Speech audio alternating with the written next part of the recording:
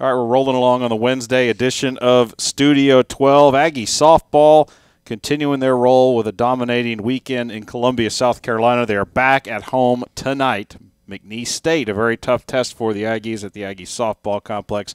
It's Wednesday. That means it's Tori time. Yay. And this is a special edition of Tori time. Happy belated birthday. Thank you. What number was this yesterday? 21. 20 fun. Erica. 20 fun. This little nugget actually turned 21 before me, but we celebrated together. Yeah. So Roomie swag. Y'all roommates? Freshman year we were roommates. Oh, freshman year. So that's the most special year. Roomies. Forever roomies. I guess I should introduce her. Erica Russell, Aggie center fielder. Erica. Nugget. Just making catches, crashing into walls, hitting home runs. For Is there anything real. she can't do? Play tennis. It's okay. That's just I bad. don't think really anyone can play tennis except for the tennis players. That's just bad. It's rough. So hard. Well, Tori, again, happy birthday, and thanks for visiting there. Tell us a little bit about the weekend in South Carolina. It's kind of strange because the game times were weird. You guys lost a game due to weather, but when you got out on the field, you guys looked really good, didn't you? Yeah, I think we had a lot of rescheduling done. Like, even our first game didn't get moved. Yeah, because they moved all the games according to South Carolina being the Final Four in the last game. Yeah, so all the basketball games had a factor in what time we played. And then we were supposed to have the SEC Network game on Monday, and weather obviously didn't allow that to happen. But I think our plan was to go in there prepared to see Blue and Elliott, their two main pitchers, and we ended up seeing both of them the first day, which was huge for us. We were able to see more and more of their weapons, and that's really their go-tos, so that was important for us to be able to see that, especially on the first day. And it was kind of funny because Glasgow was, like, training us with this drop ball, and then we get in the game, and we're all under it. And normally everyone's over a drop ball, so we're like, what the heck? Like, why are we under it? Why are we under it? But the way he approaches the situation is he wants it to be more intense in practice, and that way once we get in the game it's not as dramatic a break or dramatic in speed, and it was actually way less dramatic in the game. Yeah, it was more flat than we would expect it to be. The drop balls and the machines were going whoosh, and hers were just just kind of getting in there. That's what that practice is for. Yeah, exactly. So it was funny to see us, like, being under it at first, and we started out that game really, like, 3 walks, like, man, this is going to be a high-scoring game, and then we didn't end up scoring the first inning. So I wish we could have scored that first inning. We left a lot of runners on the first game, which we had a lot of opportunities to score, and we didn't take advantage of that. But I think we came back the second day and really put that theory to the test. You know? We put the nail in the coffin every inning. Yeah, and there was not a single inning that we played in both games that we didn't have a runner on. So I think that was very important for us, and just getting us going. Yeah. We wish we could have played the third game, but yes, we did too. We were all ready to watch it back here. Eric, I wanted to ask you, from an outside perspective, I kind of feel like you guys, it's funny to say a team that's 31-3 maybe, quote, turned a corner, but that first game lost to Mississippi State, where you all had been struggling offensively the last week or two to try to find yourselves a little bit. Pitcher shut you down. Since then, with the one exception of the Missouri game, which now Missouri, after winning a series against Alabama, looks to be a much better team than we maybe thought they'd be. Offensively at the plate, you guys just, I don't know, it just seems different. Even as Tori said, you left a village on base on the first game Saturday, but the runners are still there. I mean, you're producing. You got a really nice win on last Wednesday against a very good pitcher for Texas State and Randy Rupp. Just maybe offensively as a team, have you guys noticed a little change? Have you tweaked anything, or are we just kind of totally off talking about that? No, we definitely tweaked things. We got more intense with our hitting instead of just kind of letting the game come to us. We kind of went to it and then let the game come to us. We made things happen and just kind of really made it, like, our game just exciting instead of not being as excited. Because I know in the Mississippi game we were just kind of, hey, yeah, it's SEC opener, woo. Woo. And then the second game we were just like, it is our SEC opener. Like, let's go. Let's keep going. Let's do something about it. Let's make it insane and just start hitting the ball. And once people get on, let's help our batter get excited for themselves and get runs coming in. And when the run crosses the plate, obviously we get ecstatic about it because we're going to beat you. Like, like we have runs, you don't. Yeah. I like runs. Yeah, of course. Everyone does. I think a lot of it stems from the dugout and just the energy that comes from the dugout. And like she said, the first game, it was kind of like we didn't realize, I guess, the importance of the situation. Mm-hmm. Like, of course, SEC is important, but we didn't bring that energy that we should have brought. And Coach actually kind of talked to us about that a little bit and told us, like, hey, like, we need to pick it up a notch. Like, we're all excited to be here. We all love this game. We all love our teammates. We want to encourage each other.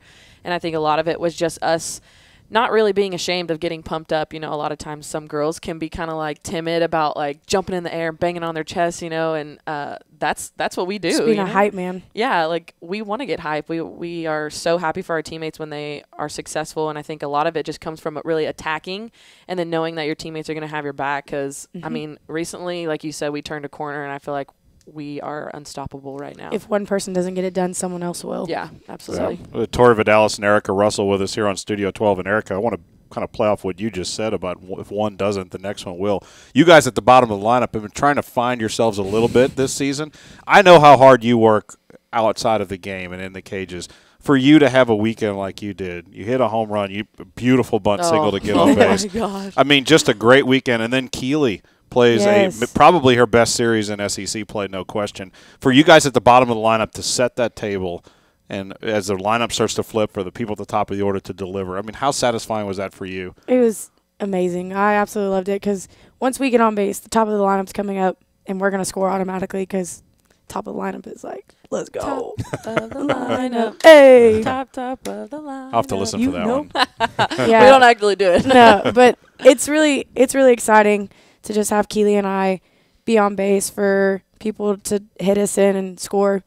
We both have speed. We both will score easily if we're on second or third, and it just helps us out finally that our hard work is paying off because I see Keeley in the cages. I know I'm in the cages, and it's just satisfying, honestly, to just finally have something done and feel successful. So yeah. Now this one in the outfield is like a human golden vacuum. The golden retriever. Let's talk a little bit about that nickname, Golden Retriever.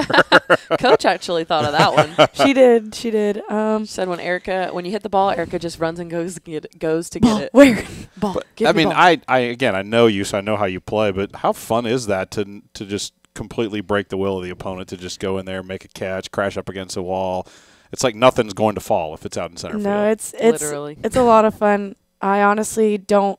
All I know is like when I run to go see it, all I see is the ball zooming in on my face, and I'm just like, everything's so quiet. What is going on? So it's a lot of fun. I love it, and I love the fact that everyone gets so hype and that I can just be out there for my team making plays and helping everybody out and letting my pitchers know that I have their back no matter what. Tori, does she do that to you guys in practice all the time as well? Oh, my gosh. All the time. I remember freshman and sophomore year, we would do live like every single day, and I would not be hitting well that week, and I'd hit a seed to right center, and I'd be like, oh yeah, that's a double. Erica just comes out of nowhere flying into the air, just throws her glove out and catches it. I'm like, really, Erica, you couldn't let me have just one? Just one? No, you can't have it. Just one? Can't have it. But hey, I'll take it any day. I'm glad she's on my team. Tori Vidales and Erica Russell with us here. Aggie softball tonight, folks. McNeese State, 6:30 at the softball complex this weekend. Oklahoma State, an old Big 12 rivalry, and a very good non-conference set Friday, Saturday, and Sunday here in College Station as the Aggies continue their homestand. You mentioned, Tori, about hype and energy, and I know Coach Evans preaches that. It's a constant frame of reference, constant reminder that she will give you guys. Would it be safe to say that this one might be the most hype, most energetic on the team here sitting next to you and Erica? Oh, absolutely. Without a doubt. Her and Keeley, believe it or not, when they get together, oh, man, it's over. Two peas Game in a over. pod right there. It's those outfielders, man. They're a little different weird, breed, huh? yeah. Pitchers and outfielders. Hey, the different breeds are the best breeds. Gotta have a little diversity. She ain't lying. They get it done out there, that's for Unique. sure. Well, and you guys have played, they've dabbled a little bit with the lineup out there in the outfield, but for the most part, it's been Keeley and left, you in center, and Sarah in right. And in the infield, I don't think it's changed one game all season. How nice is that for either of you guys? You build that familiarity, you build that confidence in your teammates. Does it make you play that much better out in the field? Oh, yeah, for sure. You know everybody's range. You know what people can get, what you're supposed to be saying to them, what they want if a ball goes off the wall, if they want to hit the wall, or like how long it takes them to get to the wall, where they should be. It's just a lot of fun knowing your teammates that are right next to you and figuring out what they can and can't do and making them better every day. Yeah, I would say infield too. It's helped us a lot since we have a year under our belt, all 4 of us together in the same positions. It is crazy to see like how far we've come communication wise and just like knowing what each person is going to do. Like there have been multiple plays to Caitlin as like closer to the bag, closer to first, and last year she would have just hummed it at me, and like that when she gets close to me and she throws it hard, I like try not to flinch, and I have to try to like shoot my arm out there, play it off. Yeah, make her look good. You know, that's my job. But now she'll get a ball and she'll be saying flip, flip, flip, and I'll be saying flip before she starts saying it. And so it's just like it's crazy to see how everything meshes together. And their communication is so much better than it was last year. Oh, yeah. And all you hear is, especially on our double plays, oh yeah, so it's good. insane how much they're just like 2, 2, 1, flip it here, throw. Yeah, they're just whatever. like in each other's back pockets, and it's like you couldn't ask for anything more. Like our infield is just amazing this year and really getting the job done. So I'm excited. It's such a big deal in the sport because the bases Huge. are so close. Everything's so fast. One little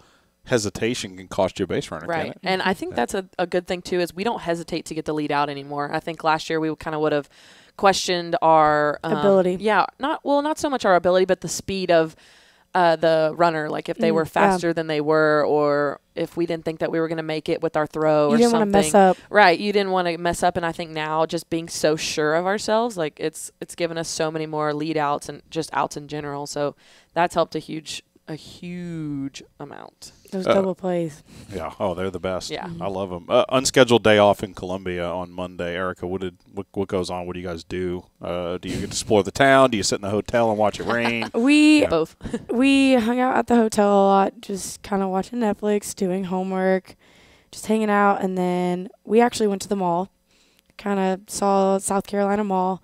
And then we came back and South Carolina Mall. Probably looks a lot like a mall in Texas. I know, right? It was fun. It was nice.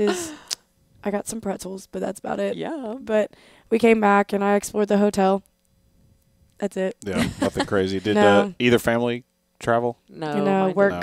Yep, Yeah. same. But we actually went to a coffee shop that was kind of close to our hotel. We like walked but then it started raining when we were sitting in the coffee shop, and we were like, It was raining how hard. are we going to get back? Yeah, it was raining sideways at one point. And like we were back in the room and it was just like literally all the way sideways. We were at the mall and all I heard was I was like, this is not good.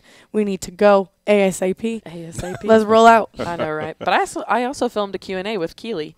Yes. And I got it. I filmed it and edited it in one day. Yes. Edited look at you. it in one day. And I watched it in the same day. So productive. Yeah. Vlogging with Vidales people. Go watch. Love it. It's really good. Well, guys, best of luck this week. Again, 6:30 tonight, McNeese, and then Friday, Saturday, Sunday, Oklahoma State. I would assume you're going to get serenaded by the sugar daddies for your birthday. Gosh. I don't That's know. what I'm guessing. They usually do their homework, so they know when the birthdays are. Well, we're all friends with them, so I think they know. But I got serenaded last night by my teammates. Oh, that's so nice. Yeah, it was nice. It was at 1 o'clock too in the morning. Yeah, so it was about time. Well, once it's official. Yeah, you got to wait till it's official. I don't know how y'all pulled that off because I was sitting there.